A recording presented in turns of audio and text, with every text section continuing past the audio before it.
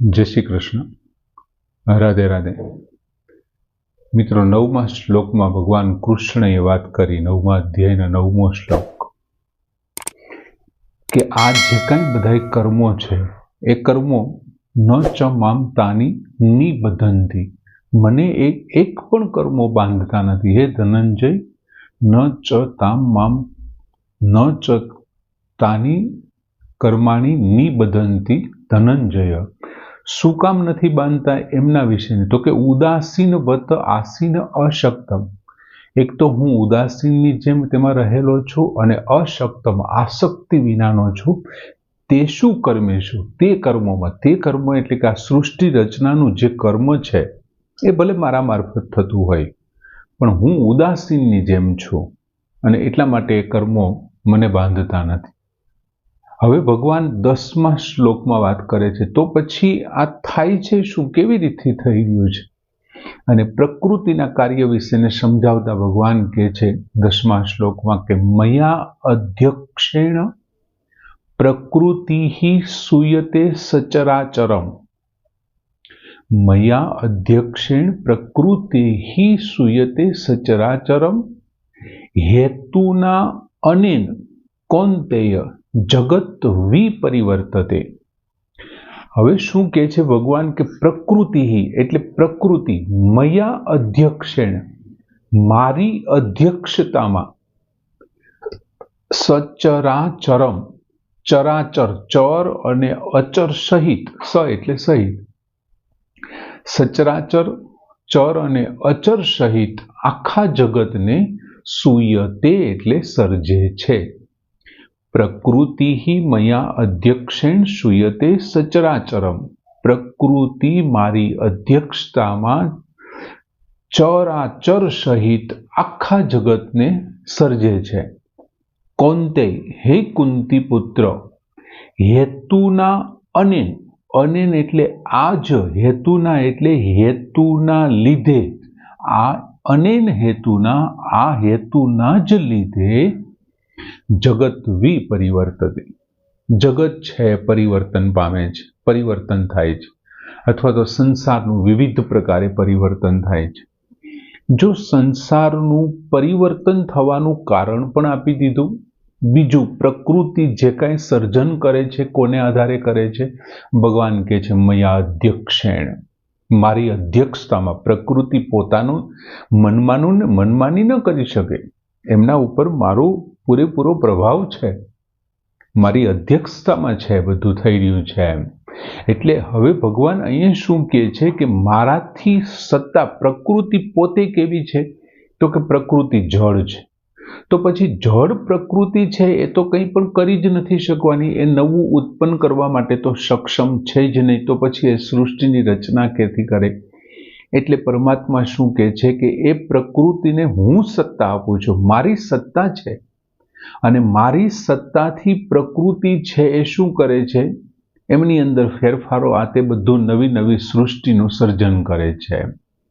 અને દાખલા તરીકે માની લ્યો કે ભાઈ કોઈ મશીનનું, કોઈ બરફ છે એનું જામવું, કોઈ હીટર છે એનું ગરમ થવું, આ ટ્યુબલાઇટ છે એમનું પ્રકાશ ફેંકવું, પંખો છે એનું પવન ફેંકવું, કોઈ વોશિંગ મશીનનું કપડાં ધોઈ નાખવા, કોઈ સૂકવવું, કોઈ કપડાં ધોવા, કોઈ પડી સીડી છે ઇલેક્ટ્રિક સીડી તો એમનું ઉપર ચડાવવું, નીચે ઉતરવું, આ બધું જ શું થઈ રહ્યું છે? નોખાનોખી બધી બાબતો થઈ રહી છે, પણ એ બધાની અંદર સત્તા કોની ચાલે છે? તો કે સત્તા વીજળીની ચાલે છે। દરેકે દરેક જે કાંઈ મશીનરી છે, એ ફ્રીજ હોય તો બરફ જમાવવો અથવા તો એને ઓગાળવો, હીટર હોય તો ગરમ કરવું, આ બધું જે કાંઈ છે મશીનરી, જે બધા ક્રિયાઓ થઈ રહી છે એમની અંદર મશીનની કોઈ સત્તા છે નહીં। આપણે એમ છતાં કહીએ છીએ આ બરફ કોને જમાવ્યો? ફ્રીજે જમાવ્યો। કપડાં કોને ધોયા? વોશિંગ મશીને ધોયા। આ પ્રકાશ ક્યાંથી આવ્યો? તો કે ટ્યુબલાઇટમાંથી આવ્યો। આ પવન કોણ ફેંકી રહ્યું છે? પંખો ફેંકી રહ્યો છે।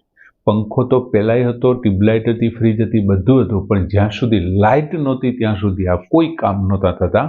એમ પ્રકૃતિ પરમાત્માની અંદર ભળી ગયા પછી જ્યારે પરમાત્માએ એમને અલગ કરી ત્યારે પ્રકૃતિથી પોતે સ્થિત હતી, પણ જેવો ભગવાને સંકલ્પ કર્યો અને એ સંકલ્પને કારણે શું થયું, ત્રણેય ગુણોનું વધતા ઓછા પ્રમાણે અને પ્રકૃતિમાં જે કાંઈ ફેરફાર થયા અને પરમાત્મા પાસેથી સત્તા પ્રાપ્ત કરી અને પ્રકૃતિએ છે આ સમગ્ર સૃષ્ટિનું સર્જન કર્યું.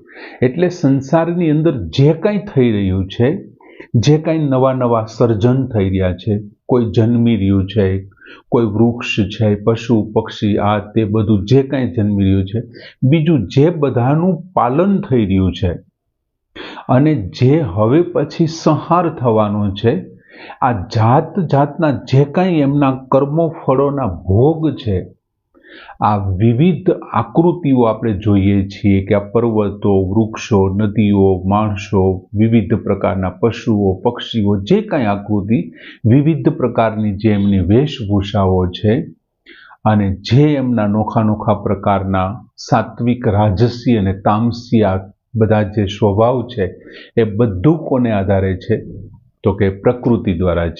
અને એ પ્રકૃતિ છે એ કોની સત્તા લઈને આ બધું કરી રહ્યું છે, તો કે પરમાત્માની સત્તાથી કરી રહ્યું છે.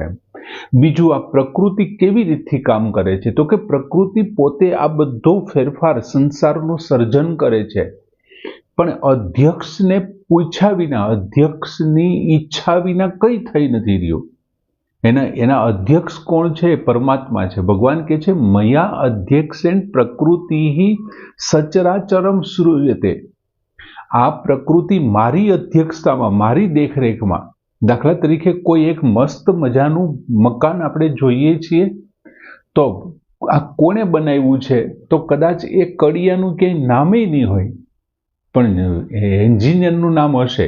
શું કામે? તો કે એન્જિનિયર તો ઓફિસમાં બેઠો છે, એમ છતાં એન્જિનિયરે જે લાઈન દોરી આપી છે, એમણે કીધું છે એ જ પ્રમાણે ઈંટો મૂકાણી છે, એ જ પ્રમાણે એમાં માલ વપરાણો, એ જ પ્રમાણે લોખંડ વપરાણું છે. એટલે મકાન એન્જિનિયરે બનાવ્યું છે, એ પુલ એન્જિનિયરે, રોડ એન્જિનિયરે બનાવ્યો છે, બાકી બનાવવાળા તો મજૂર છે. એમાં પ્રકૃતિ મજૂરી કરે છે, મજૂર છે, એનો અધ્યક્ષ તો બીજા છે. બાકી પ્રકૃતિ પાસે તો કોઈ સત્તા જ નથી, એ જળ પદાર્થ છે. જેમ વીજળીની શક્તિ છે ને મિત્રો, જેમ યંત્રો મારફત બહાર આવે છે, વિવિધ પ્રકારના યંત્રો મારફત બહાર આવે છે, પછી એ વોશિંગ મશીન હોય, ટ્યુબલાઇટ હોય, લેમ્પ હોય, ફ્રીજ હોય, કોઈ વાહન હોય તો એમની વેગ શક્તિ છે, એમ જે કાંઈ એની શક્તિઓ છે વીજળીની, એ યંત્રો મારફત બહાર આવે છે. એમ પરમાત્માની વિવિધ શક્તિઓ છે ને એ પ્રકૃતિથી પ્રગટ થાય છે, એમ પ્રકૃતિ મારફત બહાર. બીજું, ભગવાને શું કીધું કે હેતુના અનેન કોંતે જગત વિપરિવર્તતે. હવે આ પ્રકૃતિને લઈ અને સંસારની રચના થઈ છે. બીજું, પ્રકૃતિએ છે કેવી રીતે રચના કરી છે, તો કે ભગવાનની અધ્યક્ષતામાં એમણે બધું જ કામ કર્યું છે. તો હવે પ્રકૃતિએ આ કર્યું છે, તો પછી જે કાંઈ ફેરફાર થાય છે પ્રકૃતિ કરે છે, તો પછી એ ફેરફાર કોનામાં થશે, તો કે પ્રકૃતિમાં જ થશે. શું કામ? તો કે પ્રકૃતિ જળ છે, પણ પરમાત્માની સત્તાને પ્રાપ્ત કરી છે. બીજું, પ્રકૃતિ જળ છે, તો જળ છે તો એ કેવી રીતે કરી શકવાની છે, તો પરમાત્માના અંશ એવા આત્મા એમની અંદર પ્રવેશો છે અને એ આત્માએ શું કર્યું, એમની અંદર સત્તાને સ્થાપી, સત્તા આપી અને ફેરફાર થયો. ખરેખર તો એમને આટલું જ કરવાનું હતું, પણ જે કાંઈ ફેરફાર થયા ને એમાં આત્માએ હું અને મારાપણાથી એ છે ને વિવિધ લોકમાં એમને એમ થયું કે આ મેં કર્યું છે, આ મારું છે. એને કારણે શું થયું, એને વિવિધ લોકમાં કર્મના ફળ પ્રમાણે એમને વિવિધ લોકમાં જવું પડ્યું. પછી એ સ્વર્ગ હોય, નર્ક હોય, જે કોઈ વિવિધ લોક છે એ કર્મોના ફળ અનુસાર એમને ભોગવવા જવું પડ્યું. અને એમના ફળ સ્વરૂપે એમને શું થયું, તો કે એમને વિવિધ શરીરમાં પરિવર્તન પામવું પડ્યું. એક શરીર છોડીને બીજા શરીરમાં, બીજું શરીર છોડીને ત્રીજા શરીરમાં, જન્મવું, મૃત્યુ પામવું, શરીરોનું બદલવું, આ બધા જ પરિવર્તન છે. બાલ્ય અવસ્થાથી વૃદ્ધાવસ્થા સુધીના આ બધા પરિવર્તનો છે એને કારણે થયા છે, તો કે આ હું અને મારાપણાને કારણે. બીજું, કોઈ પણ પ્રાણી છે પરમાત્માથી વિમુખ થઈ જાય અને જ્યારે પ્રકૃતિની સન્મુખ થઈ જાય અને હું અને મારાપણાથી જ્યારે તેનું સર્જન થાય છે, હું અને મારાપણાથી સર્જન થાય છે, સર્જન થાય કે વિસર્જન થાય, જે કંઈ ક્રિયાઓ થાય છે, ખરેખર તો શું થાય છે તો કે ખરેખર આ ક્રિયા શેમાં થાય છે તો કે પ્રકૃતિ છે એટલે જળ છે અને જળ ઉત્પન્ન ન કરી શકે, પણ એમ છતાં પરમાત્માનો જે અંશ છે કેવો છે? નિર્વિકાર છે, અવિનાશી છે, એ નાશ ન પામે, એમાં વિકાર ન થાય. એટલે જે કંઈ પરિવર્તન થઈ રહ્યું છે એ શેને કારણે થઈ રહ્યું છે? આ જે કંઈ દેખાય છે તે તો કે સંબંધને કારણે થઈ રહ્યું છે. પ્રકૃતિ સાથેના જીવનો જે તાદાત્મ્યતાનો સંબંધ છે એમને કારણે સંબંધથી શું થાય છે તો કે બંધન થાય છે. બાકી જે કાંઈ જગતની જે કાંઈ ક્રિયા છે ઉત્પત્તિની કે પછી નાશની, જે કાંઈ બધી ક્રિયાઓ છે એ કોની અંદર થઈ રહી છે તો કે ઉત્પત્તિ અને વિનાશની છે ને એ પ્રકૃતિની છે, પ્રકૃતિની થાય છે. બીજું, પ્રકૃતિમાં થાય છે અને પ્રકૃતિની જ છે, એમાં અંશને કોઈ લેવા દેવા નથી. આત્માને નથી ઉત્પન્ન થતો, નથી વિનાશ થતો, એ પ્રકૃતિમાંથી બનેલ શરીર ઉત્પન્ન થાય છે અને એ શરીર છે એ નાશ પામે છે. એટલે આ ઉત્પત્તિ અને વિનાશ પ્રકૃતિના છે, પ્રકૃતિમાં છે અને પ્રકૃતિની જ છે.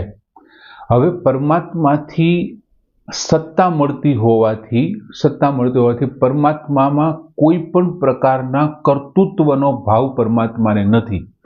જેમ સૂર્ય પોતાના પ્રકાશ ફેંકે છે અને એ પ્રકાશથી સત્તા પ્રાપ્ત કરી અને કરોડો અબજો સચરાચર સૃષ્ટિ છે પોતપોતાના કાર્યમાં લાગે છે. કોઈ સારા કાર્ય કરે છે, કોઈ ખરાબ કાર્ય કરે છે. એમાં સૂર્ય કે પ્રકાશને કોઈ લેવા દેવા નથી. એ એમની સાથે બંધનરૂપ નથી, લિપ્ત નથી. એમાં અહીંયા જે કંઈ ફેરફાર થઈ રહ્યા છે એમાં પરમાત્મા એમ કહે છે કે મારે અથવા તો મારા અંશને કોઈ લેવા દે નથી, પણ અંશ એમની સાથે સંબંધ બંધાવાને કારણે શું છે એ પરિવર્તનને પોતાનું સ્વીકારી લે છે. બાકી પરમાત્મામાં કે અંશમાં કોઈ પરિવર્તન છે જ નહીં. પરિવર્તનને અવકાશ નથી, કેમ કે એ તો નિર્વિકાર અને અવિનાશી છે. માત્ર તાદાત્મ્યતા એમની સાથે કેળવી લીધી અને એમને કારણે શું થયું કે આ જે કંઈ પરિવર્તન છે ને પોતાના માની લીધા. બાકી ભગવાને તો ચોખ્ખું કીધું કે હેતુના અને જગત પરિવર્તતે. આ જે કાંઈ મારી સત્તા પ્રાપ્ત કરી મારી અધ્યક્ષતામાં જે આ પ્રકૃતિ કરે છે ને એ જ કારણ છે પરિવર્તનનું, બીજું કંઈ કારણ છે નહીં. આમ સરસ મજાનો શ્લોક કે મયા અધ્યક્ષેણ પ્રકૃતિ શ્રૂયતે સચરાચરમ હેતુના અને કોંતે જગત વિપરિવર્તતે પૂર્ણ કરી. જય શ્રી કૃષ્ણ.